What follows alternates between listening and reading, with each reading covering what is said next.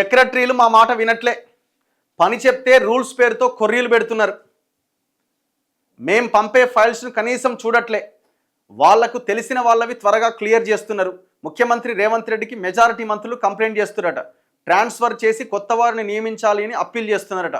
ప్రస్తుతం రాష్ట్రంలో ఐఏఎస్ల కొరత, ఎవరిని మార్చాలి అనే దానిపై ప్రభుత్వం కసరత్తు. రాష్ట్ర మంత్రులు ఆయా శాఖల సెక్రటరీలకు పొసగట్లేదట. మంత్రి ఒకటి చెప్తే సెక్రటరీలు మరొకటి చేస్తున్నారు. తాము చెప్పిన పని ఎందుకు చేయలేదని మినిస్టర్లు ప్రశ్నిస్తే రూల్స్కు విరుద్ధంగా ఉన్నందున నిర్ణయాలు తీసుకోలేమని తెగేసి చెబుతున్నారు. అన్ని విషయాల్లో అదే తీరుగా ఉండట్లేదని, తమకిష్టమైన వారి ఫైల్స్ విషయంలో మాత్రం రూల్స్ పక్కన పెట్టిన ఆఫీసర్లు వాటిని వెంటనే క్లియర్ చేస్తున్నట్లుగా విమర్శలున్నాయి. దీంతో ఇరువురి మధ్య విభేదాలు తలెత్తి చివరికి సెక్రటరీలనే మార్చాలి అని మంత్రులు నేరుగా ముఖ్యమంత్రి రేవంత్ రెడ్డికి కంప్లైంట్ చేస్తున్నారట. విషయం ఏంటంటే, నేను అనుకోవడం ఇది వాటాల కొట్లాట అయి ఉండొచ్చేమో, అది కూడా ఒక భాగమే. ఎందుకంటే ఇవాళ మంత్రులు, నాయకులు, లీడర్లు ఎంత కరప్ట్ అయిపోయారో ఐఏఎస్లు కూడా అంతే కరప్ట్ అయిపోయారు. ఇవాళ రేపు మనం ఐఏఎస్లను చూస్తలేం. భూదాన్ భూములని 26 మంది ఐఏఎస్ ఐపీఎస్లు కలిసి భూదాన్ భూమిని లేపేసిరు. అక్కడ ఎవరైతే పిటిషన్ వేసారో పిటిషన్ వేసిన ఆయన కాంప్రమైజ్ అయిపోతే ఇక అది మొత్తం కేసు అంతా తిరమర వేసి పడేసారు. దాని మీద మనం ఫాలోఅప్ చేస్తున్నాం, చూడాలి, మాట్లాడాలి.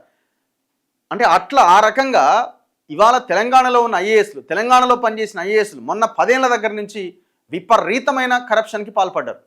ఒక్కొక్క ఐఏఎస్ ఆఫీసరు మీరు పేర్లు లెక్క పెట్టుకోవచ్చుగా. సోమేష్ కుమార్, రజత్ కుమార్, అమోయ్ కుమార్, నవీన్ మిట్టల్, మంచి ఐఏఎస్ స్మితా సబర్వాల్, వీళ్ళ సంపాదన మామూలు సంపాదన కాదు. వీళ్ళది వందల వేల కోట్లకి ఎదిగిరు ఒక్కొక్క ఐఏఎస్ ఆఫీసర్. మరి ఇప్పుడు ఇది వాటాల కొట్లాటనా, మీరే వంచుకుంటున్నారు మాకు ఇవ్వట్లేదన్న కొట్లాటనా? నిజంగానే వీళ్ళు అంత గొప్పగా పనిచేస్తున్న ఐఏఎస్లు ఉన్నారా? రూల్స్కి విరుద్ధంగా మీరు ఫైల్స్ పంపిస్తున్నారని సంతకాలు పెట్టిన ఐఏఎస్లు చాలామంది వివిధ సమస్యలపైన మంత్రులకు వినతి పత్రాలు ఇస్తూ ఉంటారు. వాటిని పరిశీలించి నిర్ణయం తీసుకోవాలని మినిస్టర్లు తమ శాఖ సెక్రటరీలకు రికమెండ్ చేస్తూ ఉంటారు. కొన్ని ముఖ్యమైన విజ్ఞప్తులు ఉంటే స్వయంగా ఫోన్ చేసి మాట్లాడడమో లేక తమ ఛాంబర్కు పిలిచి చెప్పడమో చేస్తుంటారు. మంత్రులు చెప్పినప్పుడు సరే అంటూ తల ఊపుతున్న సెక్రటరీలు తర్వాత సంబంధిత ప్రపోజల్ పైన నెగిటివ్గా రాయడమో లేక కొర్రీలు పెట్టడమో వంటివి చేస్తున్నారనే విమర్శలున్నాయి. ఒకవేళ రూల్స్కు విరుద్ధంగా ప్రపోజల్స్ ఉంటే సమయం సందర్భం చూసుకొని మంత్రులకు చెప్పాల్సి ఉంటుంది. కానీ మెజారిటీ సెక్రటరీలు అందుకు విరుద్ధంగా వ్యవహరిస్తున్నారట.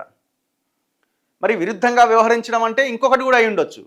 ఇప్పుడు ఇందులో ఇన్ఫ్లుయెన్స్ చేసే మంత్రులు ఒక 3-4 మంత్రులు ఉన్నారు. ముఖ్యమంత్రి, పొంగులేటి శ్రీనివాసరెడ్డి, ఇట్లా కొంతమంది, ఉత్తమ్ కుమార్, ఇట్లాంటి కొంతమంది పెద్ద పెద్ద మంత్రులు ఉన్నారు కదా. మరి వాళ్ళు ఏమైనా మిగతా చేయొద్దు అని చెప్పి ఏమన్నా ఇన్ఫ్లుయెన్స్ చేసే ప్రయత్నం చేస్తున్నారా? అట్లా కూడా అయి ఉండొచ్చు.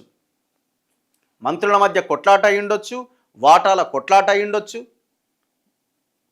ఏదన్నా నిజంగానే రూల్స్కి విరుద్ధంగా కూడా నిజాయితీ గల ఆఫీసర్లు, అధికారులు, ఐఏఎస్లు ఉంటే ఆ పని చేయకపోయి ఉండొచ్చు. ఏదన్నా కావచ్చు.